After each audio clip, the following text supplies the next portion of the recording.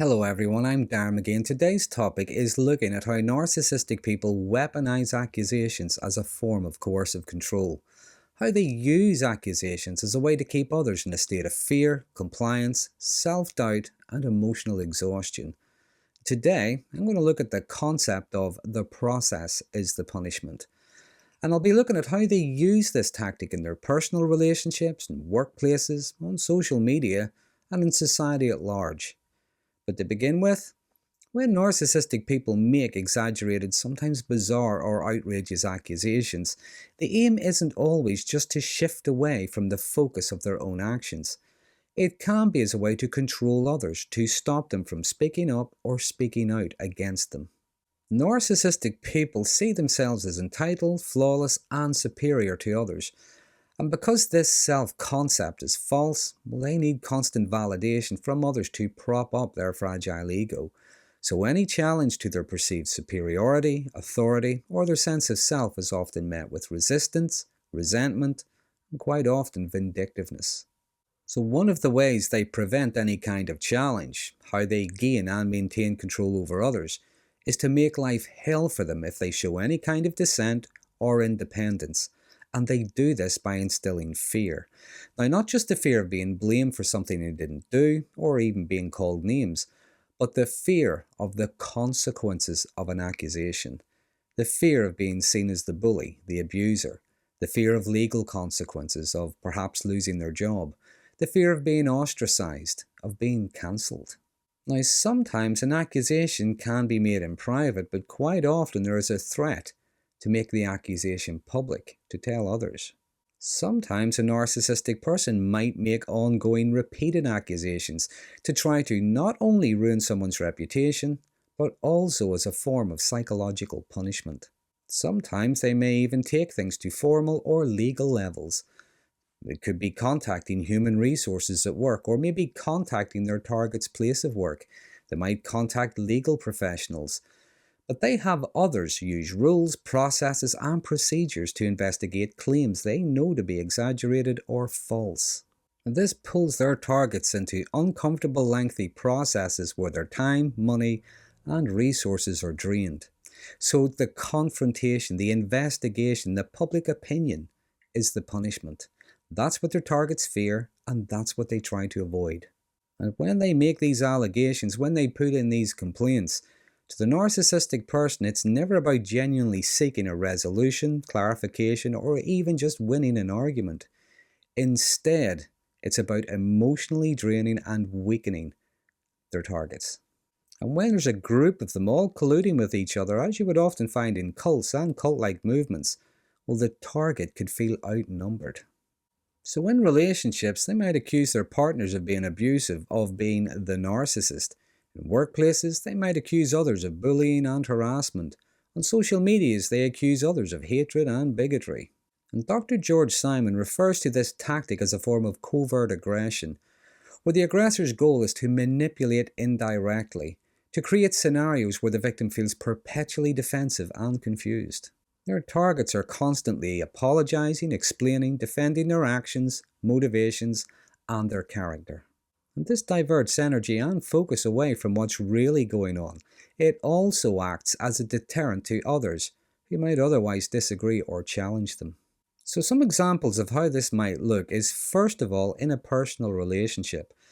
They could be accusing their partner of being a bully for having a different opinion, being selfish for having boundaries, or being insensitive for just pointing out reality.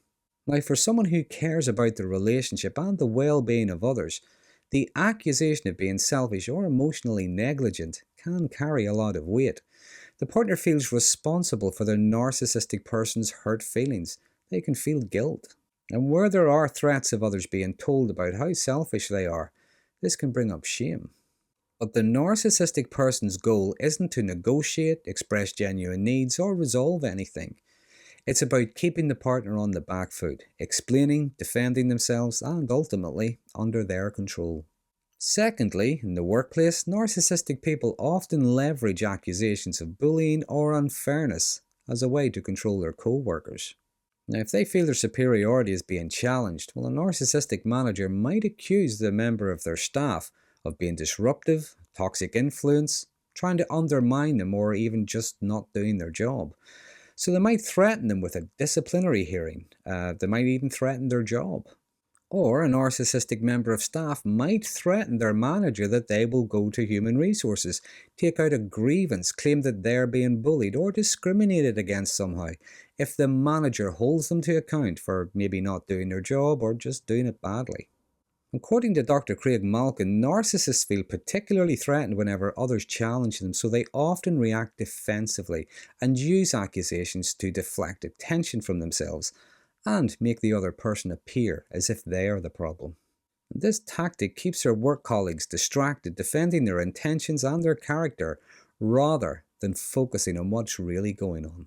Just like in their families and their personal relationships, this creates dysfunctional, hostile dynamics and environments where people are afraid to speak up. Next, social media is a space where we see narcissistic people weaponize accusations pretty much all the time.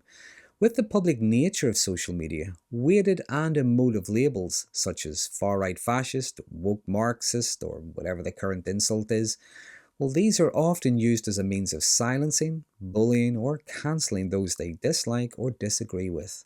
They can go as far as to make bizarre claims, take screenshots of things, and threaten to send their accusations to their target's employers. And they justify their actions by claiming the victim was only being held to account. In many cases, they're being held to account for disagreeing.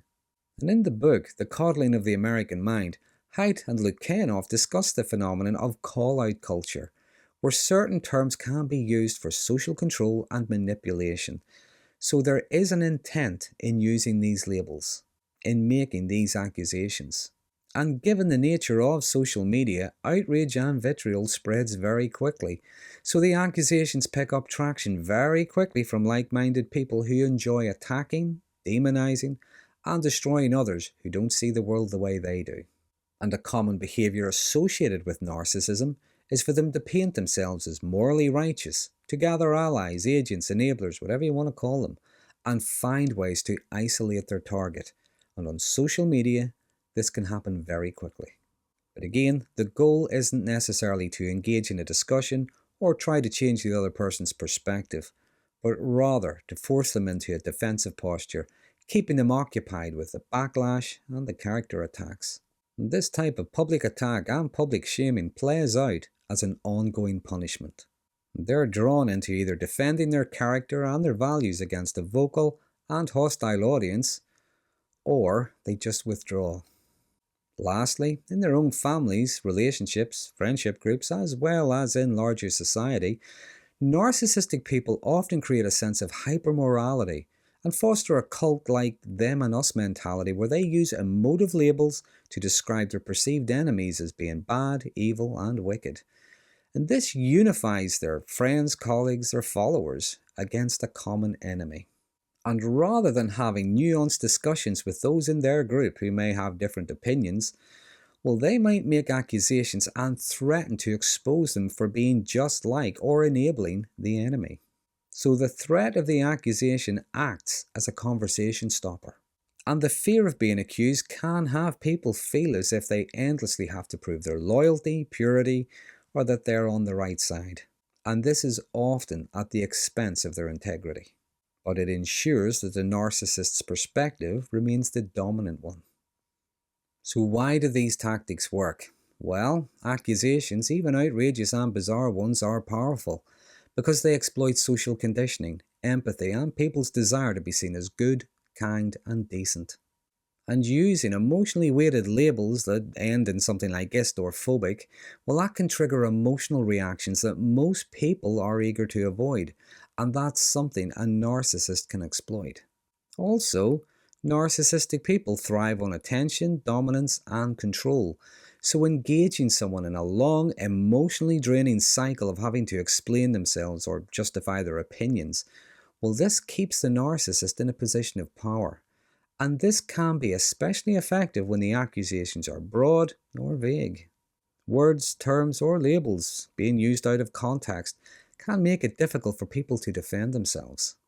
As Dr. George Simon puts it, the goal isn't to resolve conflict but to win by making the other person emotionally drained or by gaining control over them through social pressure.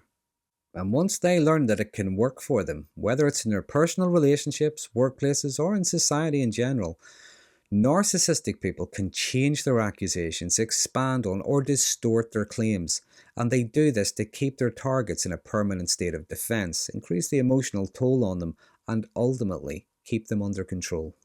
So that's a brief outline of the concept of the process is the punishment, how narcissistic people weaponize accusations and allegations to coerce, control, and silence others. As always, if there's anything I haven't mentioned, anything you might like to add, please use the comment section.